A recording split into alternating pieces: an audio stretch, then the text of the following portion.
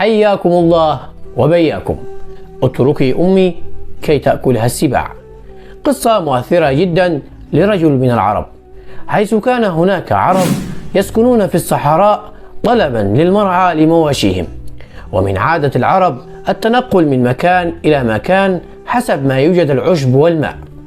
وكان من بين هؤلاء العرب رجل له أم كبيرة في السن وهو وحيدها، وهذه الأم تفقد ذاكرتها في أغلب الأوقات نظرا لكبر سنها، فكانت تهذي بولدها فلا تريده يفارقها، وكان تخريفها يضايق ولدها منها ومن تصرفها معه، وسيقلل من قدره عند قومه.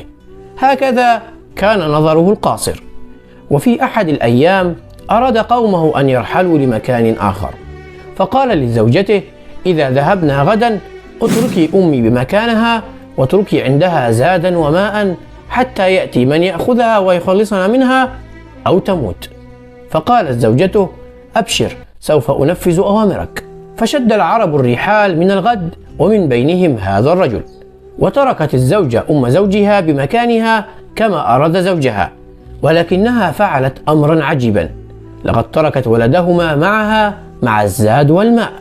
وكان هذا الطفل هو البكر، وكان والده يحبه حبا عظيما، فإذا استراح طلبه من زوجته ليلاعبه ويداعبه. فسار العرب، وفي منتصف النهار نزلوا ليرتاحوا وترتاح مواشيهم للأكل والمرعى، حيث إنهم من طلوع الشمس وهم يسيرون. فجلس كل مع أسرته ومواشيه، فطلب هذا الرجل ابنه كالعادة ليتسلى معه، فقالت له زوجته: لقد تركته مع أمك، لا نريده. فقال: ماذا وهو يصيح بها؟ قالت: لأنه سوف يرميك في الصحراء كما رميت أمك.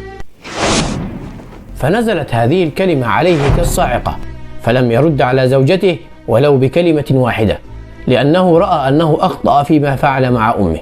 فأسرج فرسه وعاد لمكانهما مسرعا، عساه يدرك ولده وأمه قبل أن تفترسهما السباع. ولأن من عادة السباع والوحوش الكاسرة إذا شدت العربان الرحال عن منازلها يتركوا في أماكنهم بقايا أطعمة وجيف مواشي نافقة وغيرها فتأكلها السباع. وصل الرجل إلى المكان وإذا بأمه ضم ولده إلى صدرها مخرجة رأسه للتنفس، وحولها الذئاب تدور تريد الولد لتأكله، والأم ترميها بالحجارة وتقول لها: ابتعدي، هذا ولد ابني. وعندما رأى الرجل ما يجري لأمه مع الذئاب قتل عددا منها ببندقيته وهرب الباقي.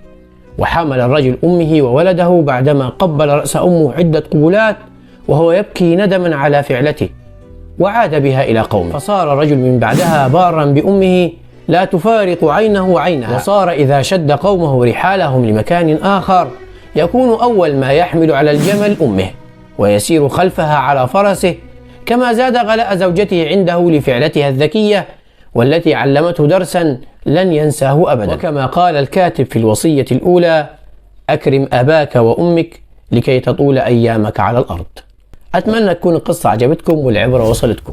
دمتم في أمان الله، صلوا على رسول الله. السلام عليكم.